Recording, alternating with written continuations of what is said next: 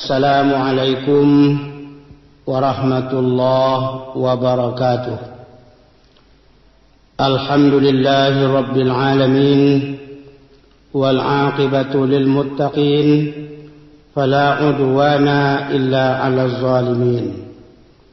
Ashhadu an la ilaha illallah wahdahu la syarika lah rabbul alamin. وأشهد أن محمدا عبده ورسوله صلى الله عليه وسلم سيد المرسلين وصلوات الله وسلامه على رسوله محمد صلى الله عليه وسلم وعلى آله وأصحابه أجمعين أما بعد. Angku-angku, bapak-bapak, buya-buya, ibu-ibu, pemuda-pemudi, dan seluruh kaum muslimin dan muslimat rahimakumullah. Kita akan mengemukakan pengajian berdasarkan sabda Rasulullah sallallahu alaihi wasallam, yaitu Nabi pernah mengatakan dalam suatu hadis beliau, man ahana khamsah khasira khamsah. Barang siapa yang memandang enteng atau memandang remeh 5 macam, ini akan rugi 5 macam pula. Tapi kerugian yang 5 macam itu sangat berbahaya. Sangat berbahaya kepada kehidupannya, baik di dunia ataupun di akhirat. Ana 5 macam yang dipandang enteng dan 5 macam yang rugi, itulah kita bicarakan pada saat kini. Satu, kata Rasulullah, man istakhaffa bil ulama khasirat din. Barang siapa yang memandang enteng ulama, rugi agama. Ulama waris Rasul atau waris Nabi. Ulama diberi oleh Tuhan amanah ilmu pengetahuan. Kalau secara umum arti ulama itu orang yang ahli, orang alim. Tapi secara khusus yang biasa kita ketahui dan dikecekkan ulama itu orang ahli dalam ilmu pengetahuan agama. Masalah tauhid, masalah fikih, hadis, tafsir, masalah menentukan nama buruk, nama baik, nama halal, nama haram, nama salah, nama benar, itu ulama. Itu maka disebut dia orang awak di Minangkabau ko, ulama suluh bendang dalam negari. Nangka menarangi, nangka menunjuk majari, nangka menyampaikan nama tua, nama nindak kepada awak. Jadi kepada ulama kita berkewajiban beraja, kita berkewajiban menghormati dan memuliakannya. Karena dari ulama itulah awak baru dapat menentukan apa perlu kita ambil, apa boleh kita kerajakan. Indak mengerti wa ilmu pengetahuan agama, indak mengerti wa nama salah, nama benar, tentu bakalam-kalam kita bertindak. Dalam persoal perkawinan, nama boleh dikawini, nama nindak. Dalam soal minum makan, nama boleh diambil, nama nindak. Soal jual beli, nama halal, nama riba, nama haram. Pendeknya segala segi kehidupan kita ko, tidak ada yang tidak diatur oleh agama. Nangka menyampaikan seluruh cara-cara itu kawak adalah ulama. Jadi ulama kalau dipandang enteng, rugi agama. Rugi agama berarti rugi dunia. Rugi dunia sampai ke akhirat pun rugi. Orang yang tidak mengerti pengetahuan agama, dia di dunia saja bisa malu. Bisa memperoleh malu. Dia dua orang ramai malu. Lebih kalau dia awak di daerah awak kuah. Sebab ada dalam pengalaman ambo sendiri di waktu melaksanakan solat jenazah. Kebetulan menjadi imam ada salah seorang imam di situ. Imam jago, imam tidak pernah beraja barangkali, tidak mengerti jo ilmu pengetahuan agamu. Nama baacara solat jenazah. Ambo hadir di situ. Mungkin kerana memandang remeh ambo, tak pandai nyo babaso. Inyo langsung jadi imam. Baru saja nyo jadi imam, ditutuahnya rukuk solat jenazah itu. Orang dengan dia sama dinyo lebih rukuk pula. Sebagian yang mengerti tentu indak. Ala bubar saja jadinya sembahyang jenazah. Dek bubar, ambo ambil alih. Ambo nan jadi imam. Melaksanakanlah solat jenazah sesuai dengan ajaran agama awak.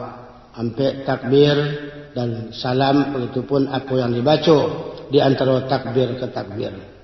Kemudian beliau datang kamu, buya, bapak bapak, maaf buya, maaf bapak, salah pak kamu, nan cako buya, cako bapak, yo cako buya, cako bapak, yo ambo menjadi imam solat jenazah cako, tu bapak, sasih apa, indak buya, ragu apa, indak, lupa apa, indak, tu bapak tu sabana indak pandai mbok buya. Alai rupanya apa indak pandai, mengapa tarujo? Iko nak mau dibuat deko pak, nak mau dihajan-hajan tuah di siko. Iko harus jo ilmu pengetahuan agamu, baraja awak baru bisa. Nak mau tuah dihajankan pak. Tu kalau indak mengerti ilmu pengetahuan agamu. Pernah pula ibu-ibu dapat apa masuk siswa, ambo pernah dapat cerita dari orang gaib-gaib ambo. Di suatu desa orang berjumat khutbahnya bahasa Arab. Khutbah bahasa Arab. Rupanya di negari itu tidak ada orang yang pandai bahasa Arab. Katik yang baca khutbah kau tidak perlu mengerti isi khutbah yang dibaca. Orang desa itu tidak sedang perlu yang tahu makna khutbah katik. Sebab katik nan diangkat jadi khatib nerancak suara. Kerana khutbah tu balaguan. Lagu tu tak perlu banyak polnya, cek pol saja. Inna Allah wa malaikatahu yusalluna ala nabi. Ya ayyuhallazina amanu sallu alaihi wa sallimu taslima. Itu selagunya. Rupanya sekali di waktu khatib cako sedang baca khutbah, istri beliau nambah nama Ramlah kapai ke pasar. Lalaki kodek, lalaki baju, lalaki selendang, ladi jinjang keranjang. Barangke ke pasar lagi, dicari piti nak bersuhu. Dicari anak kunci lemari nak perlu ada. Baaka, kaditanya kau udah baca khutbah. Tak kaditanyon awak kapai ke pasar. Adik karyanya jua tinyo taruh kamu saji. Inyo tagak deket jendela mihrab. Dikijuk nyo udah cakap dari luar. Dikijuk jo tangan. Ma kunci, ma piti. Orang dalam masjid penuh. Katik sedang membaca khutbah jo bahasa Arab. Baaka. Kadi kecien ke orang rumah di mana tak kunci, di mana tak pitih. Tentu rusak khutbah. Rusak khutbah, rusak Jumat. Indak kadi kecien orang rumah ke pasar. Dia tidak makan pula beliau Jumat bego. Karena beliau tahu bahasa orang sama saji yang tidak cik nak mengerti bahasa Arab. Tidak cik nak tahu bahasa Arab atau bahasa Al-Quran. Adik buatnya adik beliau dalam khutbah itu pura-pura bahasa Arab mengecek ke istri tadi. Ramlatun pitiyun bawah kasurin wa kunciyun balik bantahin birahmatika ya arhamar rahimin. Maknanya ay malah kunciyun bawah kasurin, kunci bawah kasur, piti bersalik bantah. Birahmatika ya arhamar rahimin. Orang sama sajinya manggu-angguk jo sadonyo. Dia menangan lama ketubah katik tadi. Padahal lamota katik jo bininya ngawak mangguk jo baru. Sebab dia indak mengerti agama. Indak mengerti bahasa Quran. Indak mengerti bahasa Arab. Untuk mengerti itu perlu ulama. Tidak bisa pandang enteng ulama. Dipandang enteng ulama rugi agama. Alun tentu mentang-mentang awak pejabat tinggi kayo gadang ahli di situ alun tentu. Bingko ahli situ alhamdulillah rancak malah 2 kali dapat jawab. Kayo yo alim yo, pejabat yo alim yo. Tapi engko indak do awak beraja ke ulama dalam segi ilmu pengetahuan agama. Sehingga kedua-dua unsur ko hendaknya selalu bergandengan. Simpani min ummati iza salaha salahan nas wa iza fasadan nas. Al ulama wal umara. Dua golongan dari umatku bila kedua-duanya baik umat manusia. Tapi kalau kedua-duanya rusak, rusaklah manusia. Syatunan 2 golongan al ulama wal umara. Ulama dengan pemerintah. Dan kalau tidak kaji awak, jangan satu. Tidak mengerti awak, tidak ahli di sinan, jangan diawai. Because salah awai. Sebab Nabi bisa tahu adalah ulama. Dan jangan pura-pura tahu di situ.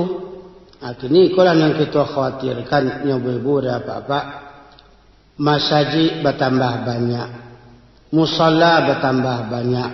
Pemerintah membangun masjid. Pribadi membangun musalla. Masyarakat membangun masjid dan musalla. Dan kita risaukan orang yang masuk ke indak barang. Lain mungkin banyak orang masuk di satu tampik untuk kena duduk, anak untuk tagak kok kurang. Nak untuk tagak itu saya tentu alim, ulama, orang pandai. Kalau ulama tidak ada lain, bila kita tidak teliti, tidak hati-hati sejak kini mencetak kadar-kadar ulama, memandang remeh ulama, memandang enteng calon ulama, rugi agamu, tanyanya hidup. Sebab Nabi pernah mengatakan, Inna Allah la yaqbidul ilma intiza'an yantazi'uhu minal ibad, walakin yaqbidul ilma biqabdil ulama, hatta iza lam yabqa alim ittakhazan nas ru'usan juhala, fasu'ilu faftau bighairi ilmin padallu wa adallu. Allah tidak akan mencabut ilmu dari kepala orang hidup. Orangnya masih hidup, ilmunya habis. Tak mau itu. Tapi ilmu agama akan habis kalau ulama lah habis mati. Bila ulama tidak ada lagi, ittakhazan nas ru'usan juhala. Terpaksa manusia mengambil orang bodoh jadi pimpinan. Orang tak mengerti dia agama, inyo jadi pimpinan agama. Akibatnya dallu wa adallu. Inyo sasik, orang disasiknya pula. Sebab dia tidak mengerti. Ilmu pengetahuan agama tidak tahu dan ka ulama dipandang remeh. Bapak dan ibu-ibu, angku-angku, nenek mama dan seluruh hadirin yang terhormat, kita tahu dasar agama Islam itu dari Al-Quran dan Sunnah. Yang menggali pengetahuan agama dari Al-Quran dan Sunnah itu orang alim. Dalam bahasa Arab atau dalam Al-Quran atau secara umum dasar agama Islam Al-Quran dan Sunnah yang berasal dari bahasa Arab kok istimewa. Jalaikan salah kalimat, salah huruf, bari saja nam berubah, batuka arti. Jalai bahasa Arab, bahasa awak dituliskan jo tulisan Arab, balain arti, tulisan balain arti. Umpamanya kita tulisan, saya akan kawin dengan anak Jawa. Itu Jawa, waw diatih itu bari diat, waw itu bari diatih, dek bari diatih, bacanya Jawa. Tapi andai kata waw itu bari di bawah, Jawi. Tentu saya akan kawin dengan anak Jawi. Bara jauh jarak artinya itu dari Jawa ke Jawi bayinya. Berubah hurufnya tidak. Berubah kalimatnya, indah. Ana merubah baris. Itu dalam bahasa Arab. Apalagi nanti kalau huruf berubah, kalau kalimat berubah. Berubah huruf Quran, berubah kalimat Al-Quran, berubah huruf hadis, berubah kalimat hadis, bisa berubah arti.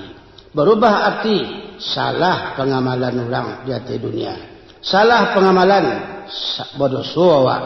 Bahawa muka berdosa, dia indak beraja, dia indak mengerti, indak berbuat menurut ilmu yang diajarkan oleh ulama.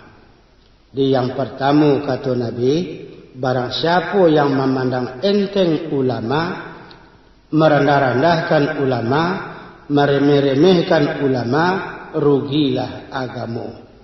Cuba kita cari sebagai awak orang Minangkabau. Ada awak bersanding syarak-syarak bersanding kitabullah yang selalu bergandengan antara adat dengan agama, antara adat dengan syarak. Tak bisa orang Minangkabau kok beradat saja kalau tidak beragama. Beradatnya bersanding syarak. Syarak bersanding kitabullah. Kitabullah itu Al-Quran dan Sunnah. Kedua-duanya menjadi dasar dalam beribadah dan menjadi dasar dalam hidup dalam agama Islam. Begitupun di awak Minangkabau. Oleh sebab itu kini perlu menjadi perhatian awak untuk masa yang akan datang. Ini pemikiran awak secara nasional kita berfikir, kasihan negara ko dipusakokan. Sia nanti nak bisa menjadi tapuk tangkai di negara awak, menjadi pimpinan yang menjadi anutan kita. Tentu kita harapkan ahli dalam ilmu dunia dan ahli dalam ilmu akhirat, mengerti jo dunia dan bisa pula jadi ikutan untuk akhirat. Sia nanti nak menjawab waris alim ulama nalah berpulang ke rahmatullah. Buya-buya awak, inyak-inyak kita, orang gaya-gaya awak dulu. Sia ditinggalkan pusako itu. Kalau saja kini awak tidak mempersiapkan anak cucu kita dididik, disekolahkan di sekolah-sekolah agama, di pesantren-pesantren, dengan tidak mengurangkan arti di sekolah-sekolah lain, berajalah, masuklah. Tetapi jangan sampai tidak memiliki ilmu agama.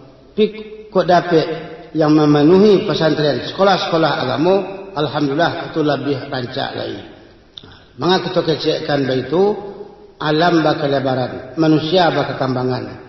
Kalau nanti tidak banyak orang yang akan menyampaikan agama, tidak banyak orang yang akan menyampaikan dakwah, umat bertambah banyak, sampai barat terjangkau oleh manusia-manusia yang ada kini menyampaikan dakwah kepada setiap pelosok, pada setiap masyarakat.